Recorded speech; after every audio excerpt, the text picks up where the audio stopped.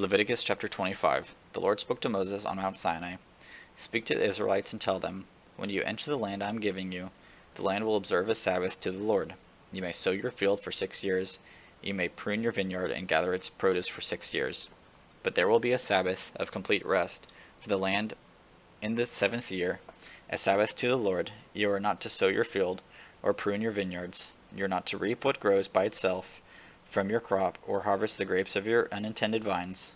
It is to be a year of complete rest for the land. Whatever the land produces during the Sabbath year can be food for you, for yourself, your male or female slaves, and hired workers or aliens who reside with you. All its growth may serve as food for your livestock and the wild animals in your land. You are to count 7 sabbatical years, 7 times 7 years, so that the time period of the 7 sabbatical years amount to 49.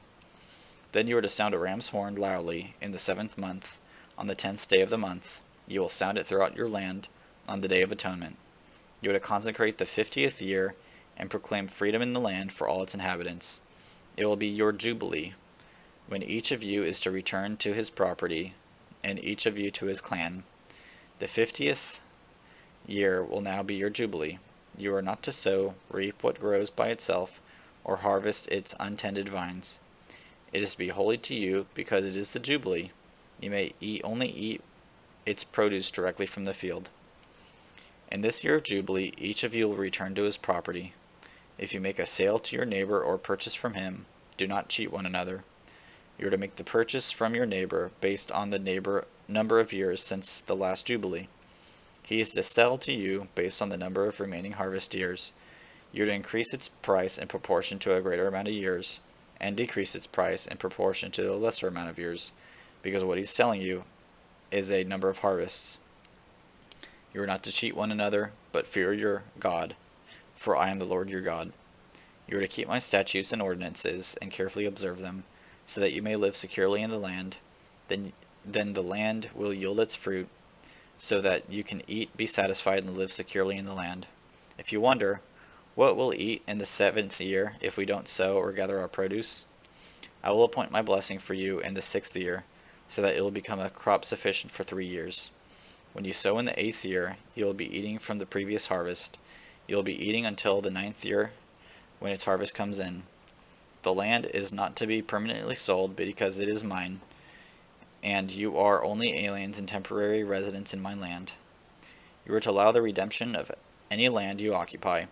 If your brother comes destitute and sells part of his property, his nearest relative may come and redeem what his brother has sold. If a man has no family redeemer, but he prospers and obtains enough to redeem his land, he may calculate the years since its sale to repay the balance to the man he sold it to, and return to his property.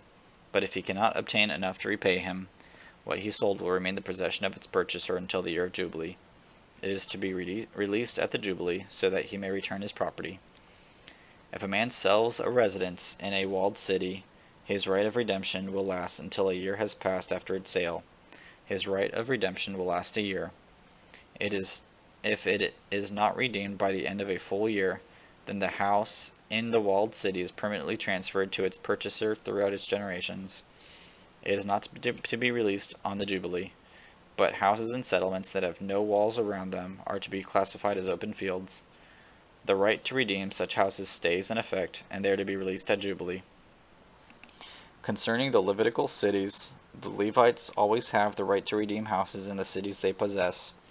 Whatever property one of the Levites can redeem, a house sold in the city they possess, is to be released at the Jubilee, because the houses in Levitical cities are their possession among the Israelites.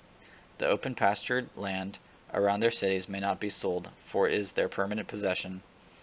If your brother becomes destitute and cannot sustain himself among you, you are to support him as an alien or temporary resident, so that he can continue to live among you.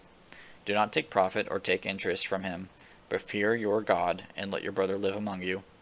You are not to lend him your silver with interest, or sell him your food for profit. I am the Lord your God, who brought you out of the land of Egypt to give you to the land of Canaan, and be your God. If your brother among you becomes destitute and sells himself to you, you must not force himself to do slave labor. Let him stay with you as a hired worker or temporary resident.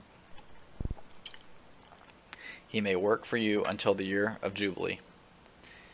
Then he and his children are to be released from you, and he may return to his clan and his ancestral property. They are not to be sold as slaves, because they are my servants that I brought out of the land of Egypt. You are not to rule over them harshly, but fear your God. Your male and female slaves are to be from Your male and female slaves are to be from the nations around you. You may purchase male and female slaves. You may also purchase them from the aliens residing with you, or from their families living among you, those born in your land. These may become your property. You may leave them to your sons after you to inherit as property. You can make them slaves for life. But concerning your brothers, the Israelites, you must not rule over one another harshly. If an alien or temporary resident living among you prospers, but your brother living near him becomes destitute and sells himself to the alien living among you, or to a member of a resident's clan, he has the right of redemption after he has been sold.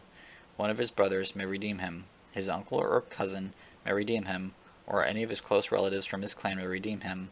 But if he prospers, he may redeem himself. The one who purchased him is to calculate the time from the year he sold himself to the year until the year of Jubilee. The price of his sale will be determined by the number of years. It will be set for him like the daily wages of a hired worker. If many years are still left, he must pay his redemption price in proportion to them, based on his purchase price. If only a few years remain until the end of Jubilee, he will calculate and pay the price of his redemption in proportion to his remaining years. He will stay with him like a man hired year by year. A resident alien is not to rule over him harshly in your sight. If he is not redeemed in any of these ways, he and his children are to be released at the year of Jubilee. For the Israelites are my servants, they are my servants that I brought out of the land of Egypt. I am the Lord your God.